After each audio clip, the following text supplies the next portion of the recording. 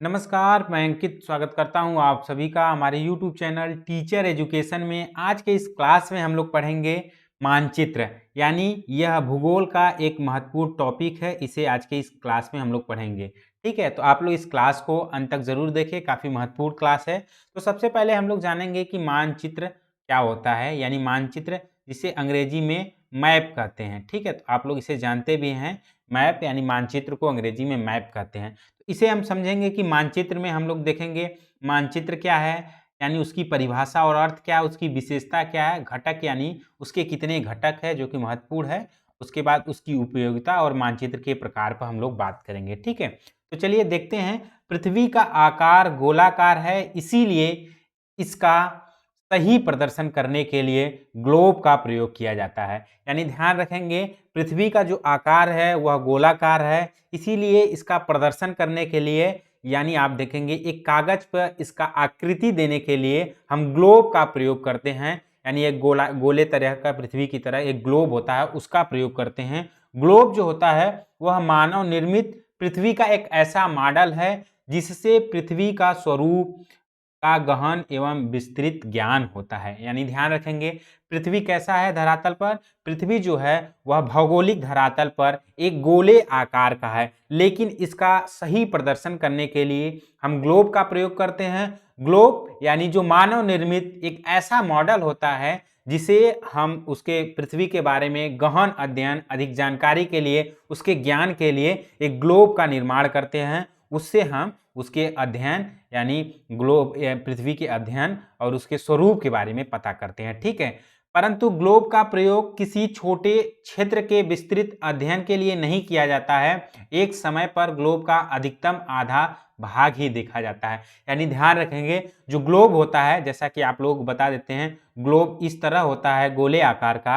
यानी जब हम किसी भौगोलिक धरातल पर पृथ्वी के गोलाकार आकृति का पता करने के लिए एक मानव निर्मित ग्लोब का निर्माण करते हैं, जिससे हम ग्लोब के प्रयोग से छोटे क्षेत्र के लिए नहीं, एक ज़्यादा क्षेत्र यानी जो विस्तार होता है जिस क्षेत्र का, उस क्षेत्र के विस्तार के लिए ग्लोब से हम उसका अध्ययन करते हैं। तो इसे ध्यान रखेंगे। इसीलिए जब एक समय के बाद ग्लोब का अधिकतम आधा भाग नहीं दिखता है, यानी पृथ्वी जिस तरह परिक्रमा करती है अपने, ध्यान रखेंगे, अपने अक्ष पर पृथ्वी जिस तरह परिक्रमा करती है, तो जब एक साइड आता है सूर्य के सामने तो हमें एक दिशा दिखती है, यानी पीछे वाला जो उसका भाग होता है वह छिप जाता है। इसी प्रकार ग्लोब का भी आकार गोला होता है। एक समय के लिए, जैसे आप यहाँ बैठे हुए हैं, आपके सामने एक ग्लोब रखा हुआ है, तो आपके सामने ग्लोब रखा है तो आपको इस भाग, यह भाग दिखेगा, यानी यह भाग आपको दिखेगा और यह भाग जो है वह छिपा होगा। तो इसीलिए जो है ग्लोब का अधिकतम आधा भाग ही देखा जा सकता है। ठीक है, अपने आंखों से। ठीक, आगे हम देखेंगे, इसीलिए एक समय पर समस्त संसार का अध्ययन अथवा विश्व के दूरस्थ स्थित भागों का तुलनात्मक अध्ययन नहीं किया जा सकता है। इतना ही नहीं, ग्लोब को एक स्थान से दूसरे स्थान पर ले जाने में भी कठिनाई का अनुभव होता है। ग्लोब के प्रयोग से इन्हीं असुविधाओं के कारण मुख्यतः मानचित्र का प्रयोग किया गया है। ध्यान रखेंगे, अभी जैसा कि हमने बताया कि मानचित्र पढ़ेंगे, तो मानचित्र को जानने से पहले हम ध्यान रखेंगे, जैसे कि अभी आपको हमने बताया ग्लोब जो होता है इस तरह होता है। ग्लोब में हम देखेंगे यहाँ भौगोलिक जो दृष्टि, यानी देखेंगे जो भौगोलिक पर ये पृथ्वी का आकृति हमें दिखती है, तो आधा हमें दिखाई देती है, यानी पूरा नहीं दिखाई देता है।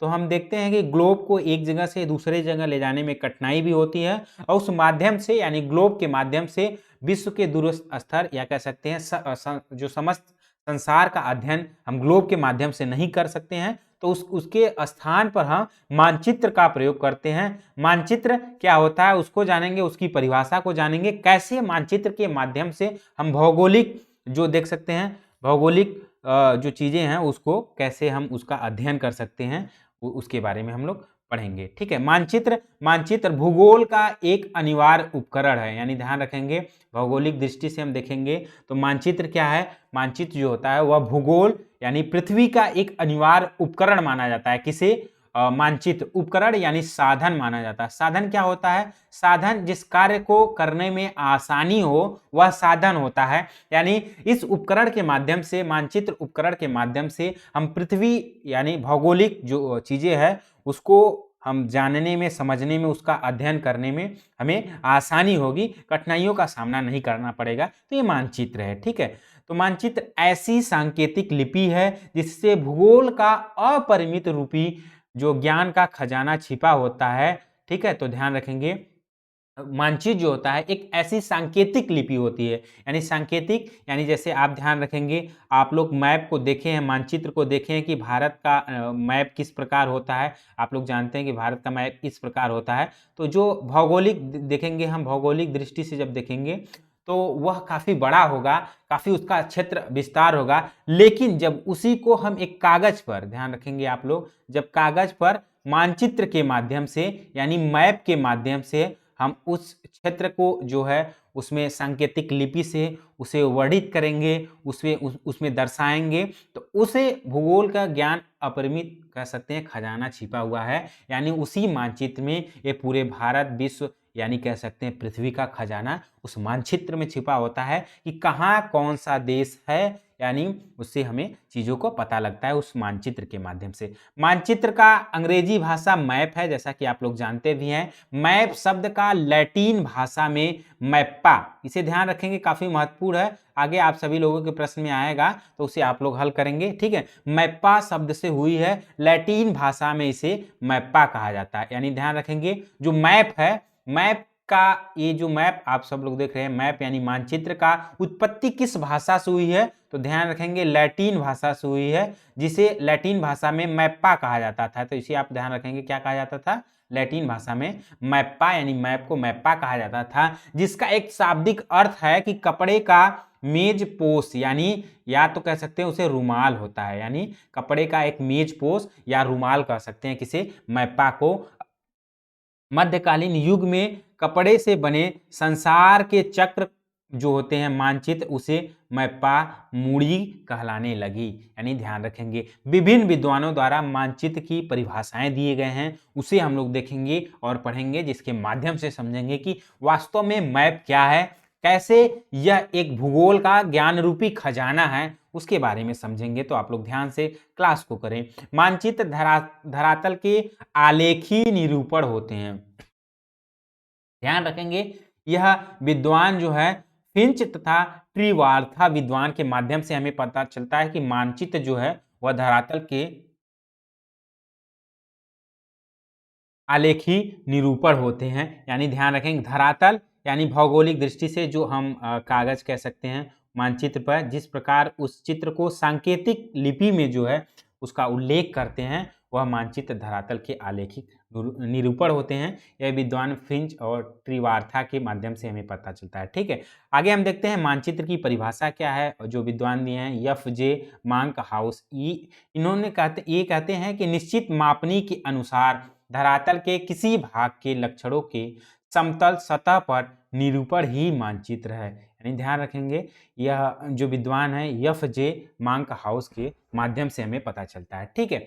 आगे हम देखेंगे, जैसा कि आप लोग स्क्रीन पर देख रहे हैं, डडले स्टैम्प, यह क्या कहते हैं, मानचित्र धरातल अथवा उसके किसी भाग का तथा वहां के भौतिक और राजनैतिक लक्षणों आदि अथवा खगोलीय पिंडों का कागज या किसी अन्य पदार्थ की समतल सतह पर निर्मित ऐसा चित्र है जिसे अंकित प्रत्येक बिंदु निश्चित मापनी या प्रक्षेप के अनुसार अपनी भौगोलिक अथवा स्थिति के अनुरूप स्थित है। यानी ध्यान रखेंगे, डडले स्टैम्प कहते हैं मानचित्र जो होता है, जब भौगोलिक धरातल को हम देखते हैं, उस भौगोलिक दृष्टि यानी भौगोलिक जो धरातल है उसको, जब उसके किसी एक भाग को या पूरे भाग को जब हम एक कह सकते हैं भौगोलिक जो भौतिक उसके होते हैं और राजनैतिक लक्षण होते हैं, जब उसे हम किसी कागज के कह सकते हैं यहाँ किसी मापनी के अनुसार जब हम एक समतल कागज पे उसे निर्मित करते हैं या एक ऐसा चित्र अंकित करते हैं जिसके माध्यम से हम उस धरातल कह सकते हैं उसकी भौतिक और राजनीतिक लक्षणों का ज्ञान अर्जित कर सकते हैं, आसानी से चीज़ों को पढ़ सकते हैं, उसके स्वरूप को समझ सकते हैं, वह क्या है, वह मानचित्र है, ठीक है। तो हम उम्मीद करते हैं कि आप सभी लोग मानचित्र की परिभाषा को, मानचित्र को समझ गए होंगे कि मानचित्र क्या है। एक बार फिर से आपको समझाने की कोशिश करते हैं। मानचित्र यानी, यहाँ ध्यान रखेंगे, मानचित्र यानी मैप। मैप क्या है, मानचित्र, यानी ध्यान रखेंगे कि मानचित्र वह है जैसे कि धरातल या कह सकते हैं जो भौतिक धरातल पर किसी एक भाग या समस्त भाग के भौतिक और राजनैतिक लक्षणों को जब हम किसी एक समतल कागज के पेज पर निर्मित करते हैं, एक ऐसा चित्र अंकित करते हैं जिसके माध्यम से उस मानचित्र से हम उसके समस्त ज्ञान, उसके स्वरूप को समझ सकते हैं कि उसका क्षेत्र विस्तार कितना है और क्या क्या चीजें वहां पाई जाती है उस मैप यानी उस मानचित्र के माध्यम से। तो वह क्या होता है, मानचित्र होता है, जिससे हमें उस भौगोलिक दृष्टि का अध्ययन करने और उसे पता करने में सहजता होती है। तो समझ गए होंगे। आगे हम पढ़ेंगे मानचित्र यानी विद्वानों द्वारा दी गई मानचित्र की परिभाषाओं से मानचित्र की निम्नलिखित विशेषताएं प्रकट होती है। क्या क्या वह विशेषताएं हैं? मानचित्र पृथ्वी के वास्तविक रूप का प्रदर्शन नहीं करता है, बल्कि यहाँ देखेंगे मापक के अनुसार घटाए गए स्वरूप का प्रदर्शन करता है। यानी मानचित्र क्या है, पृथ्वी के वास्तविक यानी जो देखेंगे भौगोलिक धरातल पे जो पृथ्वी का वास्तविक रूप होता है वह प्रदर्शित नहीं करता है मानचित्र। मानचित्र क्या प्रदर्शित करता है इसके बारे में आप लोग समझेंगे। मानचित्र जो है जो पृथ्वी के वास्तविक कह सकते हैं भौगोलिक धरातल पे जो वास्तविक उसका स्वरूप होता है उसके मापक के द्वारा उसके घटाए गए स्वरूप का प्रदर्शन क्या होता है, मानचित्र होता है। क्योंकि आप ध्यान रखेंगे जो भौगोलिक धरातल पे जो कह सकते हैं जो उसका क्षेत्र विस्तार है पृथ्वी का, उस मानचित्र में उसका अंकित करना, उल्लेख करना जो है वह क्या होता है, संभव नहीं हो सकता है। इसलिए उसके एक मापक होता है मानचित्र का, उस मापक के अनुसार उसके स्वरूप को घटाकर हम उस मैप यानी मानचित्र में प्रदर्शित करते हैं। यह मानचित्र की विशेषताएं हैं। ठीक है, मानचित्र संपूर्ण पृथ्वी अथवा उसके किसी भाग का समतल कागज पर एक विशेष अनुपात में लघु चित्रण होता है। जैसा कि अभी हमने बताया मानचित्र क्या है, मानचित्र संपूर्ण पृथ्वी यानी ध्यान रखेंगे जो पृथ्वी हमारा है, पृथ्वी यानी एक गोलेकार का पृथ्वी है, उसके किसी एक भाग का नहीं, उसके संपूर्ण भाग को एक समतल कागज पर, जैसा कि हमने आपको बताया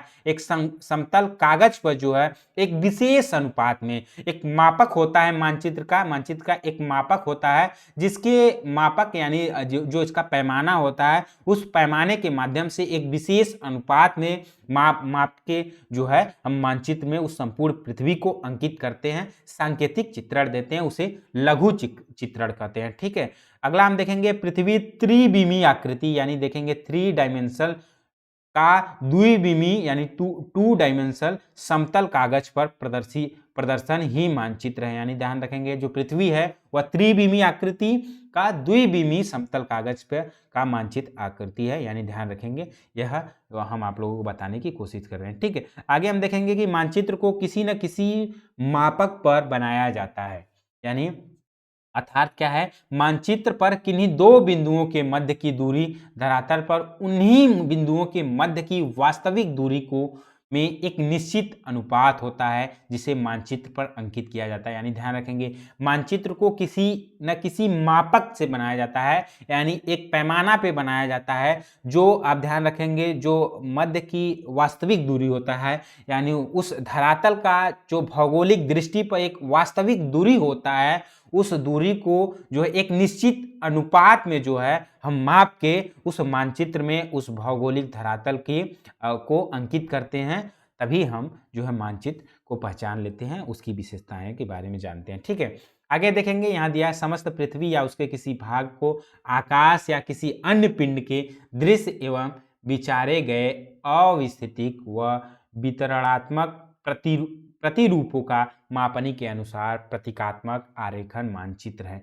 यानी ध्यान रखेंगे समस्त पृथ्वी यानी जो पृथ्वी है गोलेकार का या उसके किसी एक भाग का कह सकते हैं, जब हम उसका अध्ययन कर लेते हैं, उसकी वास्तविक दूरी को नाप लेते हैं, उसकी वास्तविक दूरी के बाद एक हम मापन यानी एक पैमाना हम तैयार करते हैं। कौन सा पैमाना? जिस पैमाने के माध्यम से यानी एक निश्चित अनुपात के माध्यम से, जिस पैमाने के माध्यम से हम मानचित्र यानी एक समतल कागज पर उस भौगोलिक जो भौगोलिक वास्तविक दूरी को एक निश्चित अनुपात में उस समतल कागज पे अंकित करें, यानी प्रतीकात्मक रूप से उस पे हम आरेखित करें, अंकित करें, वही मानचित्र है। ठीक है, तो आप ध्यान से समझिए। हम उम्मीद करते हैं कि आप लोगों को मानचित्र समझ में आ गया होगा। तो चीज़ों को आपको जहाँ ना समझ में, सबसे पहले आप ध्यान से सुनिए कि क्या चीज़ें बताया जा रहा है। सुनिए, उसको समझिए, फिर उसके बाद आप लिखिए, फिर उसका अध्ययन करिए। देखिए चीज़ें आपको आसानी से समझ में आ जाएगा और चीज़ों को आप समझ जाएंगे। ठीक है,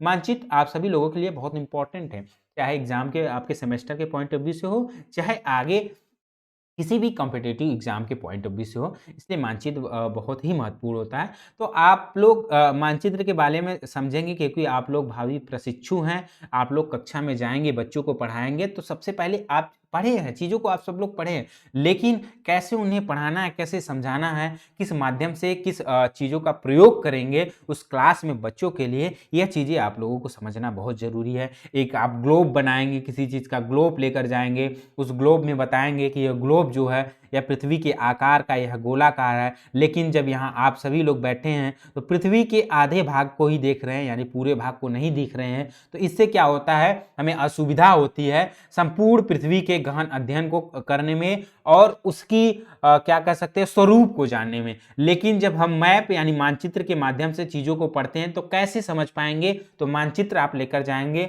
उन्हें बताएंगे कि यह देखिए एक समतल कागज का मानचित्र है, लेकिन पृथ्वी क्या होता है, गोल होता है, उसकी एक भौगोलिक वास्तविक दूरी होती है, उसके धरातल के भी एक वास्तविक दूरी होती है। लेकिन उस वास्तविक दूरी को जब हम एक समतल कागज पर एक कह सकते हैं अनुपात में, एक विशेष अनुपात में मापते हैं, जो पैमाना होता है उस माध्यम से हम मापते हैं, और उसे माप कर जब एक समतल कागज पे हम अंकित करते हैं प्रतीकात्मक रूप से, सांकेतिक रूप से, तो वह क्या होता है, मानचित्र होता है। तो आप उस मानचित्र के माध्यम से बताएंगे इस पृथ्वी में भारत कहाँ है, भारत में क्या क्या चीज़ें हैं, कौन स्थल कहाँ है, कौन सा देश कहाँ है, उसके बारे में उस मैप के माध्यम से उन्हें आप अध्ययन करा सकेंगे, समझा सकेंगे, बता सकेंगे। तो ये होता है आपका मानचित्र। यहाँ ध्यान रखेंगे कि मानचित्र के 3 प्रमुख घटक होते हैं। आप ध्यान रखेंगे व्यावहारिक ज्ञान आवश्यक है, यानी 3 प्रमुख घटकों के व्यावहारिक ज्ञान आवश्यक है। किसके, मानचित्र के। कौन कौन से हैं,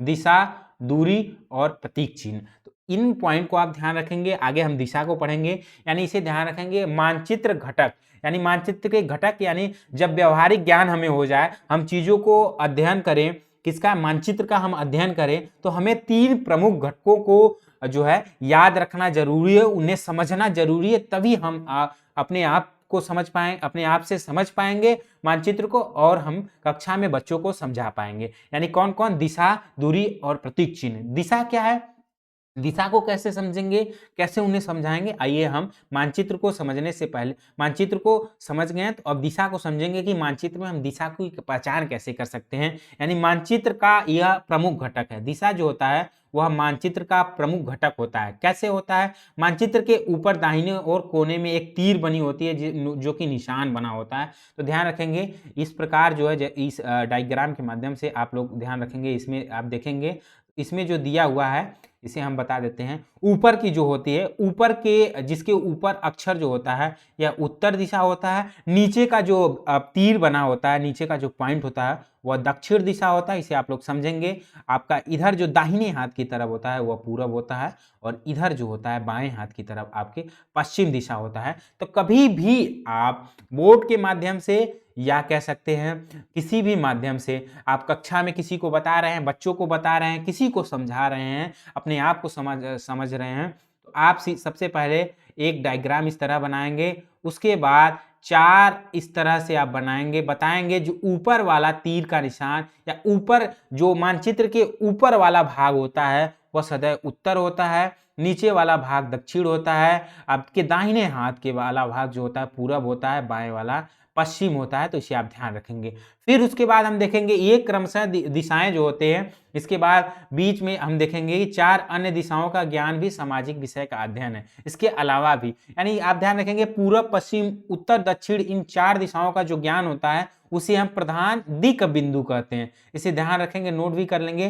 प्रधान दिक् बिंदु किसे कहते हैं, यानी उस मैप के जो चारों दिशाओं का जो हमें ज्ञान होता है, जिस माध्यम से पूर्व, पश्चिम, उत्तर, दक्षिण के माध्यम से, उसे प्रधान दिक् बिंदु कहा जाता है। तो इसे आप ध्यान रखेंगे, ठीक है। उसके बाद जो है हम देखेंगे यहाँ दिया, ये क्रमशः उत्तर पूर्व यानी उसके बाद जो है कुछ और होते हैं जो दिशाएं होती है, जैसे उत्तर, यहाँ आपका ये उत्तर हो गया, ये पूर्व हो गया। उत्तर और पूर्व के बीच की जो दिशा होती है उसे क्या कहते हैं, उसे कहते हैं उत्तर पूर्व दिशा। क्या कहते हैं, उत्तर पूर्व दिशा। उसके बाद ये दक्षिण दिशा है, ये पूर्व है, दक्षिण और पूर्व के बीच की दिशा कहते हैं दक्षिण पूर्व दिशा, दक्षिण पूर्व दिशा। उसके बाद ये पश्चिम दिशा है, आप ध्यान रखेंगे पश्चिम और दक्षिण के बीच के कहते हैं दक्षिण और पश्चिम दिशा, और उत्तर और पश्चिम के बीच के कहते हैं उत्तर और पश्चिम दिशा। तो इन 6 दिशाओं 4 दिशाओं के बाद आप ये 4 जो प्रमुख दिशाएं इन्हें भी आप ध्यान रखेंगे। ठीक है,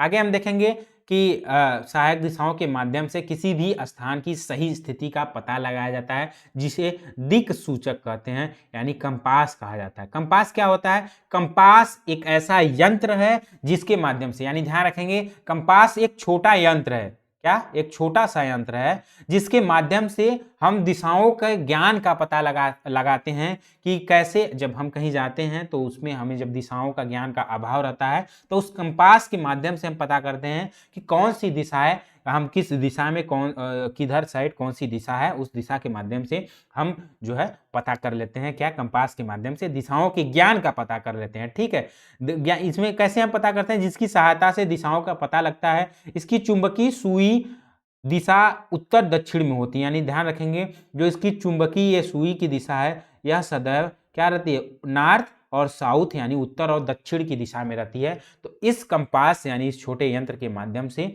दिक् सूचक यंत्र के माध्यम से हम दिशाओं का ज्ञान कर पाते हैं, तो यह हमें दिशा में पता चलता है। ठीक है, आगे हम पढ़ेंगे दूरी क्या है, आप लोग दूरी के बारे में देखेंगे। दूरी यानी मानचित्र का एक ऐसा आरेख जो पूरे संसार या उसके किसी एक भाग को छोटा करके कागज पर दर्शाया जाता है। दूसरे शब्दों में हम कह सकते हैं कि मानचित्र छोटे पैमाने पर खींचे जाते हैं, यानी ध्यान रखेंगे काफी महत्वपूर्ण है। दूरी क्या है, दूरी ऐसे हम समझेंगे कि किसी बिंदु, यानी कह सकते हैं दो बिंदुओं के, एक ये बिंदु हो गया और एक ये बिंदु, दो बिंदुओं के वास्तविक दूरी, यानी ध्यान रखेंगे दो बिंदुओं के भौगोलिक वास्तविक दूरी को जब एक पैमाने के माध्यम से, यानी ध्यान रखेंगे एक पैमाना यानी मापक के माध्यम से जब हम किसी छोटे कागज पर कह सकते हैं उसे खींचते हैं या दर्शाते हैं, अंकित करते हैं सांकेतिक रूप से, प्रतीकात्मक रूप से,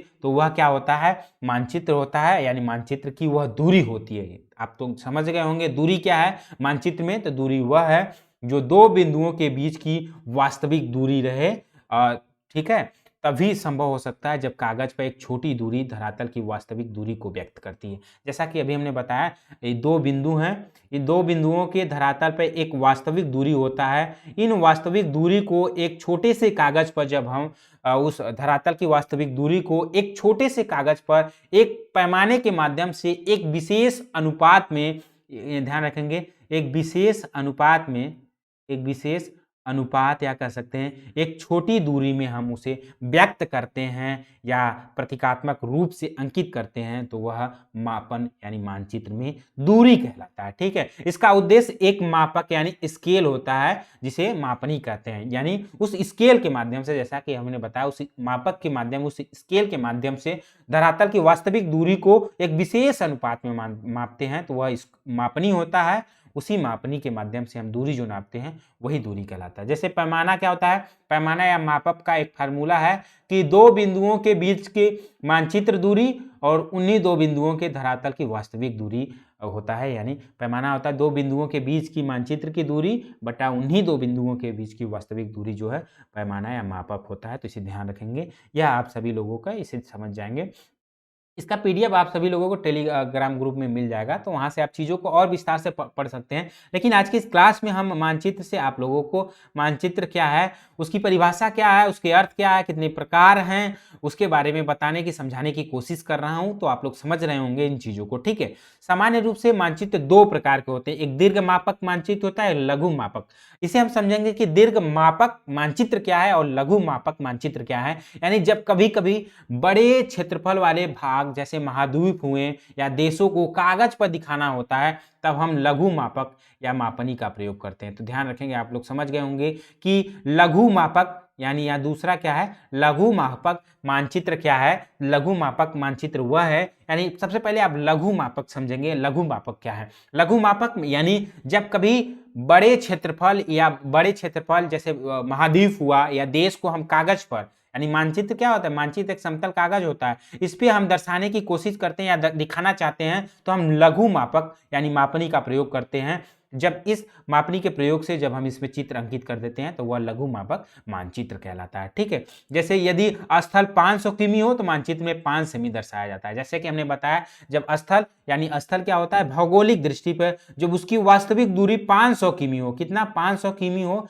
जब हम किसी स्केल के माध्यम से, किसी स्केल या मापनी के माध्यम से एक विशेष अनुपात में जब माप कर उस मानचित्र में दर्शाते हैं तो वह कितने में हो जाता है, 500 किमी जो है 500 सेंटीमीटर में हो जाता है। तो इस सेंटीमीटर का जो इसकी छोटी दूरी को हम उस मानचित्र में दर्शाते हैं तो यह क्या कहलाता है, लघु मापक मानचित्र कहलाता है। आगे हम समझेंगे दूसरा क्या, यहाँ क्या है, दीर्घ मापक मानचित्र क्या है। तो सबसे पहले दीर्घ मापक को हम समझेंगे, यानी एक छोटे क्षेत्रफल वाले भाग या आपके गांव हुआ, शहर हुआ, उसको जब कागज पे दिखाना हो तब जो है हम क्या किसका प्रयोग करते हैं, दीर्घ मापक मानचित्र का प्रयोग करते हैं, दीर्घ मापक का प्रयोग करते हैं। कैसे, बड़े पैमाने का उपयोग, उदाहरण जैसे 500 मीटर की दूरी को मानचित्र में यहाँ देखेंगे दिया हुआ है 5 सेमी में से दर्शाया जाता है। इस प्रकार मानचित्र का दीर्घ मापक मानचित्र कहलाता है। यहाँ ध्यान रखेंगे कि पैमाने का मानचित्र वाले छोटे पैमाने वाले मानचित्र की अपेक्षा अधिक जानकारी देते हैं। यहाँ ध्यान रखेंगे कि बड़े पैमाने वाले जो मानचित्र हैं वो छोटे पैमाने वाले मानचित्र की अपेक्षा क्या होते हैं, अधिक जानकारी हमें प्रदान करते हैं। अगला हम देखेंगे नेक्स्ट, जैसा कि हमने यहाँ पढ़ा था, आप लोग देख सकते हैं, दिखा देते हैं आप लोगों को। हम क्या पढ़ रहे थे अभी, यहाँ हम लोग पढ़ रहे थे मानचित्र के घटक। मानचित्र के प्रमुख कितने घटक हैं, तो जैसा कि आप सभी लोगों को हमने बताया यह 3 प्रमुख घटक हैं, दिशा है, दूरी है और प्रतीक चिन्ह है।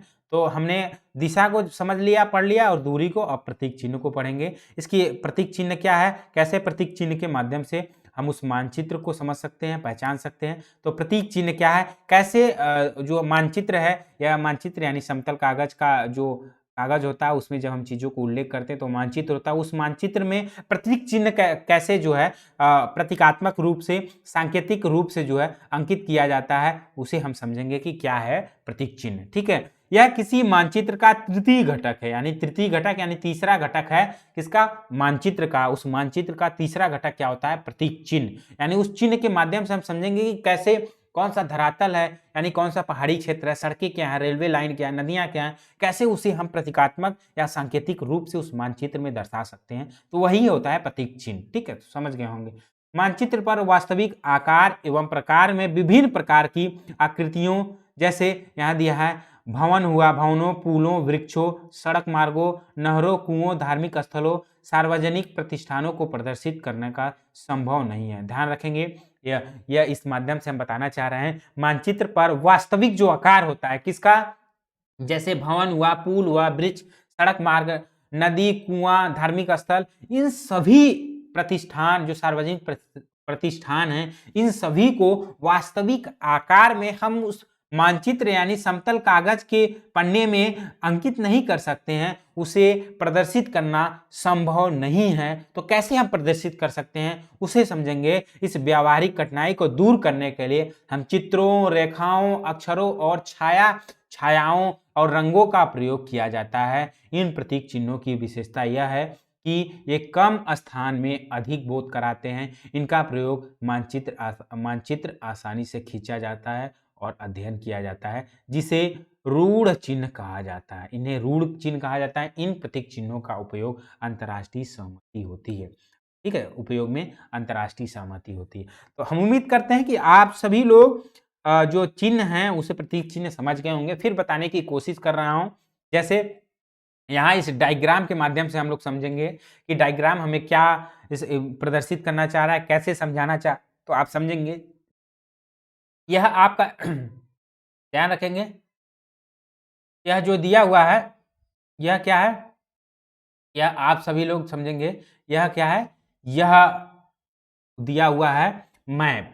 क्या मैप है, मैप यानी मानचित्र है, उस मानचित्र में जो रेलवे, सड़क, सीमा, नदी, कुआं, इन सभी की जो धरातल पे वास्तविक आकृति है तो उसे हम निरूपित नहीं कर सकते, प्रदर्शित नहीं कर सकते, लेकिन उसकी आकृति को छायाचित्र के माध्यम से, रंगों के माध्यम से, प्रतीकात्मक रूप से हम अंकित करके समझ सकते हैं। किसमें? मैप में। तो यहां देखेंगे मैप के माध्यम से रेलवे लाइन को हम मैप में कैसे जानते हैं, समझते हैं, तो आप लोग ध्यान रखेंगे। यानी बड़ी लाइन, बड़ी लाइन कैसा होता है मैप में, तो ध्यान रखेंगे जब कभी भी ऐसा उल्लेख मिले कि बड़ी लाइन कैसे होती है मैप में, तो इस तरह होता है। और मीटर लाइन जो होता है, रेलवे लाइन, यहाँ ध्यान रखेंगे रेलवे लाइन हम लोग पढ़ रहे हैं, रेलवे लाइन में जो मीटर लाइन होता है उसकी आकृति यानी उसका प्रतीकात्मक रूप, उसका सांकेतिक रूप इस तरह होता है। फिर उसके बाद रेलवे स्टेशन का कैसा होता है, तो इस तरह देखेंगे, एक रेलवे जो है ट्रैक बना हुआ, उसके बाद इस तरह यहाँ बना है, तो यहाँ RS लिखा है, तो यानी यह रेलवे स्टेशन का सांकेतिक रूप है जिसे हम मानचित्र में पढ़ते हैं, उसका अध्ययन करते हैं। ठीक है, जो उसका धरातल, भौगोलिक धरातल पे जो आकृति है उसे हम सांकेतिक रूप में कैसे समझते हैं। सड़कें, सड़कों को कैसे समझते हैं, कैसे हम मानचित्र में उसका जो सांकेतिक रूप से समझते हैं, उसका सांकेतिक रूप क्या होता है, प्रतीकात्मक रूप क्या होता है। यानी पक्की सड़कों का जो प्रतीकात्मक रूप होता है जिसको अंकित किया जाता है इस तरह अंकित किया जाता है, और कच्ची जो सड़कें हैं उसे इस तरह देखेंगे, ऐसे ऐसे बना हुआ है, ऐसे ऐसे, यानी इस तरह जो डायग्राम मिलेंगे वह सड़कें हैं। कौन सी सड़कें? यानी कच्ची सड़कों का जो है हमें सांकेतिक रूप हमें उस मानचित्र में देखने को मिलता है। तो हम समझ जाएंगे कि यह सड़कें हैं। यानी जब हम राजनैतिक पढ़ेंगे या भौगोलिक मानचित्र को पढ़ेंगे, उसमें जब हमें सड़कों का उल्लेख आएगा, यानी जो उसमें इस तरह डायग्राम बना होगा, तो यह क्या होगा, कच्ची सड़कों का। पक्की सड़कें कैसे है, तो इस तरह है। सीमाओं का अध्ययन कैसे करेंगे, यानी अंतर्राष्ट्रीय सीमा, राज्य और जिला की सीमा, ये 3 प्रमुख सीमाएं हैं। जब ऐसा डायग्राम हमें देखने को मिले तो वह अंतर्राष्ट्रीय सीमा होगा, यानी इंटरनेशनल। स्टेट का क्या होगा, इस तरह होगा। फिर उसके बाद जब हमें इस तरह मतलब देख रहे हैं, हल्का हल्का ऐसे दिख रहा है, बीच में बिंदी टाइप का नहीं है, तो वह जिला यानी डिस्ट्रिक्ट जो सीमाएं होती हैं उसे हम उसकी पहचान कर सकते हैं, उससे अध्ययन कर सकते हैं। ठीक है,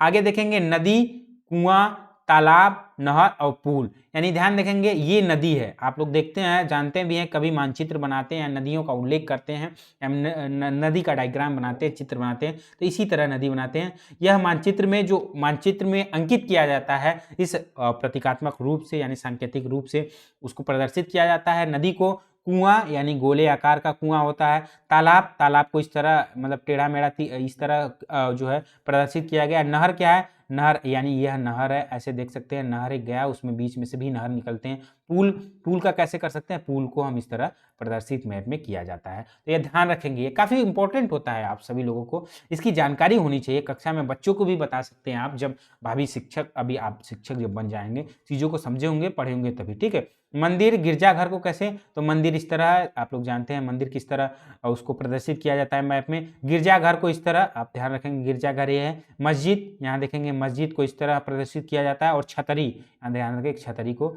इस तरह प्रदर्शित किया जाता है, तो इसे आप लोग ध्यान रखेंगे।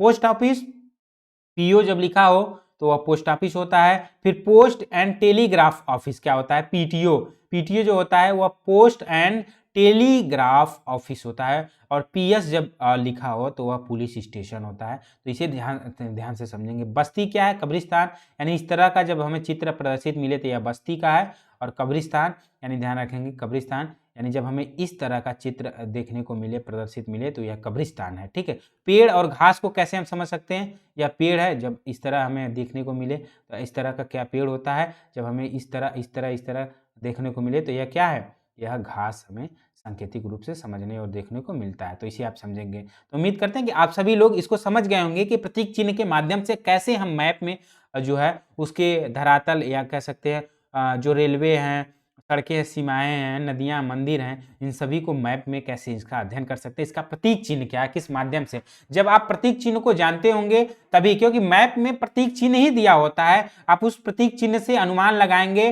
जैसे यह हमने बताया कि यह क्या है, तो आप सभी लोग समझ जाएंगे कि यह घास है, तो यह प्रतीक चिन्ह ही दिया होगा। इस प्रतीक चिन्ह से आप समझेंगे कि यह जो क्षेत्र है वह घास का क्षेत्र है, इसे समझेंगे। और कुछ रंगों के माध्यम से समझेंगे, यानी भूदृश्य, यानी भूमि पर जो कुछ दृश्य हैं, कुछ भाग हैं, उसे जो प्रयुक्त रंग है, जैसा कि हमने बताया था, कुछ प्रतीक चिन्ह है, उसके माध्यम से हम मैप में उसकी पहचान कर सकते हैं। तो देख सकते हैं आप लोग, यहाँ दिया है पर्वतीय भाग, यानी जो आपका कागज़ पर देखते हैं कि एक समतल कागज़ होता है, उस समतल कागज़ पे जो हम जो कह सकते हैं भौगोलिक धरातल को जब हम कागज़ पर उसे प्रदर्शित करते हैं सांकेतिक रूप में, प्रतीकात्मक रूप में, तो पर्वतीय भाग को कैसे दर्शाते हैं, जब उसमें भूरा रंग यानी भूरे कलर का रंग जब हम उसमें अंकित करते हैं, प्रदर्शित करते हैं, तो वह पर्वतीय भाग होता है। और पठारी भाग यानी जब पीला रंग उस मैप में हो तो वह जो भाग होता है, वह जो क्षेत्र होता है, वह पठारी भाग होता है। हरे भरे मैदानी भाग को कैसे हम प्रदर्शित करते हैं मैप में, हरा रंग से। यानी ध्यान रखेंगे जब उस मैप में जहाँ भी हरा रंग का प्रयोग हो तो उससे हम समझेंगे कि यह जो क्षेत्र है, वह भाग है, वह हरे भरे मैदानी भाग का क्षेत्र है। ठीक है, लाल रंग से जो है ग्रामीण और नगरीय बस्तियों का हम प्रदर्शित करते हैं, उससे उसकी पहचान करते हैं। और उस मैप में जब लाल रंग दिखे तो हम उससे अध्ययन करते हैं कि यह ग्रामीण और नगरीय बस्तियां हैं। ठीक है, तालाब, नदी, झील और सागर को नीले रंग से, ध्यान रखेंगे हमने बताया कि तालाब को कैसे सांकेतिक रूप में मैप में कैसे पहचान कर सकते हैं। तो यहाँ हमने आप लोगों को बताया कि तालाब जैसे यहाँ देख सकते हैं, इस तरह इस प्रतीक चिन्ह के माध्यम से हम तालाब का अध्ययन कर पाएंगे। लेकिन यदि रंग में पता करें तो तालाब हो, नदी, झील, सागर हो, उसे नीले रंग से, जब मैप में जहाँ हमें नीला रंग दिखाई पड़े तो उससे पता चलता है यह जलीय स्तर यानी जलीय वाला भाग है, तालाब है, नदी है, झील और सागर का अध्ययन कर पाते हैं। ठीक है, सीमाओं का जब हम पता करते हैं, जो सीमाएं होती हैं वह काला रंग से होती हैं। तो इस प्रकार आप उसका जो है अध्ययन कर सकते हैं। ठीक है, तो इससे आप अध्ययन कर सकते हैं। इसकी उपयोगिता क्या है, जैसे आप देख सकते हैं कि संसार में मानचित्र का उपयोग दिन प्रतिदिन बढ़ता जा रहा है। जैसा कि हमने बताया कि जो ग्लोब के माध्यम से हम संसार के संपूर्ण कह सकते हैं उसकी समस्त जानकारी का अध्ययन सहज भाव से नहीं कर पाते हैं, तो उस मानचित्र के माध्यम से हम उसे उसके स्वरूप को समझ सकते हैं, उसका अध्ययन कर सकते हैं और सहजता से। तो ये उसकी उपयोगिता है। जैसा कि आप देख सकते हैं यहाँ दिया है कृषि, व्यापार, वाणिज्य, नौ संचालन, परिवहन, तो इन सभी चीज़ों को आप समझ सकते हैं, पढ़ सकते हैं। इसका आप सभी लोगों को टेलीग्राम पर पीडीएफ मिल जाएगा, तो चीज़ों को समझ जाएंगे। ठीक है, तो ये रहा आज के यह क्लास, जिसे हमने मानचित्र, जो हमारा टॉपिक था मानचित्र क्या है, उसकी परिभाषा क्या है, उसके घटक क्या है, उसे हमने आप सभी लोगों को समझाने की कोशिश किया और जो महत्वपूर्ण तथ्य हैं उसे बताने का प्रयास किया। तो आप लोग समझ गए होंगे। कुछ मूल्यांकन आप देख सकते हैं, कुछ आपका प्रश्न दिया हुआ है, बहुविकल्पित है। इसे आप लोग एक बार देख लेंगे कि कैसे आप सभी लोगों के एग्जाम में प्रश्न आते हैं, इसे समझ जाएंगे। जैसा कि आप लोग देख सकते हैं, इसका उत्तर आप देते चलेंगे कि मानचित्र की उत्पत्ति मैपा से हुई, यह किस भाषा का शब्द है। जैसा कि हमने बताया मानचित्र को अंग्रेजी में क्या कहते हैं, अंग्रेजी में मैप कहते हैं। यह जो है मैपा शब्द से इसकी उत्पत्ति होती है। मैपा यानी मैपा जो है उसका लैटिन भाषा है, यानी लैटिन भाषा है। इसका सही उत्तर क्या होगा, देख सकते हैं ग। आगे दूसरा प्रश्न जैसे दिया कि पृथ्वी का आकार होता है, यानी पृथ्वी का आकार क्या होता है। जैसा कि हमने बताया पृथ्वी का जो आकार है त्रिविमी होता है। ठीक है, आगे देख लेते हैं मानचित्र के कितने प्रमुख घटक हैं। जैसा कि हमने बताया मानचित्र के कितने प्रमुख घटक हैं, 3 हैं, जिसमें पहला जो आप अभी हमने पढ़ा दिशा, दूसरा जो घटक आता है वह दूरी, कि कैसे हम मानचित्र में दिशा की पहचान कर सकते हैं, दूरी को कैसे प्रदर्शित कर सकते हैं, और तीसरा जो है वह प्रतीक चिन्ह। ठीक है, इन 3 घटकों को यदि आप समझ गए, जान गए कि कैसे हम जो है मानचित्र को समझ सकते हैं, पहचान सकते हैं, इन 3 घटकों को आप अच्छे से पढ़ लेंगे, समझ लेंगे, तो आप मानचित्र को समझ सकते हैं, कक्षा में बच्चों को समझा भी सकते हैं सहज भाव से। ठीक है, आगे देखते हैं मानचित्र में दिशा प्रदर्शन का चिन्ह दिया हुआ है। यहाँ देखेंगे कि दिशा प्रदर्शन यानी जब हम दिशा पढ़ रहे हैं तो इस माध्यम से यानी तीर के माध्यम से हम दिशा प्रदर्शन की पहचान कर सकते हैं। तो इसका सही उत्तर क्या होगा, घ होगा। तो इसे आप समझ सकते हैं। पांचवा आपका दिया है कि यह चिन्ह दिया है, प्रतीक चिन्ह दिया है, यह किसका है, तो हमने पढ़ा था यह किसका है, कब्रिस्तान का है। इस तरह जब दिया हो प्रतीक चिन्ह मैप में या मानचित्र में, तब हम उसकी पहचान कर सकते हैं कि किसका प्रतीक चिन्ह है, कब्रिस्तान की है। तो इससे आप उसकी पहचान कर सकते हैं। ठीक है, आगे कुछ प्रश्न है, जैसे दिशाओं का ज्ञान किस यंत्र से किया जाता है। जैसा कि हमने बताया आपको, दिशाओं का ज्ञान जो किया जाता है वह दिक सूचक यंत्र से किया जाता है। किस यंत्र से किया जाता है, दिक सूचक यंत्र से किया जाता है। ठीक है, तो इसे आप ध्यान रखेंगे। ठीक है, मापक किसे कहते हैं। जैसा कि हमने बताया कि जो भौगोलिक धरातल पर एक कह सकते हो वास्तविक दूरी होता है, उसे जब हम मानचित्र या समतल कागज पर एक विशेष अनुपात में जो है उसे उल्लेखित या प्रदर्शित करते हैं, तो वह मापक होता है, मापनी भी कहते हैं। ठीक है, यहाँ सुमेलित करने के लिए प्रश्न दिया है, जैसे देख सकते हैं कि यह प्रतीक चिन्ह इधर आपका दिया हुआ है, इधर जो है नाम दिया है। जैसे नहर, नहर क्या है हमने बताया, अभी आपको पढ़ाया तो आपको याद होगा, तो आप इसका नहर क्या है, इस तरह इसका प्रतीक चिन्ह होता है। पुल का कैसा होता है, तो पुल का क, यानी पुल का ऐसा इस तरह होता है। कब्रिस्तान, कब्रिस्तान का इस तरह प्रतीक चिन्ह होता है, और पक्की सड़कों का होता है।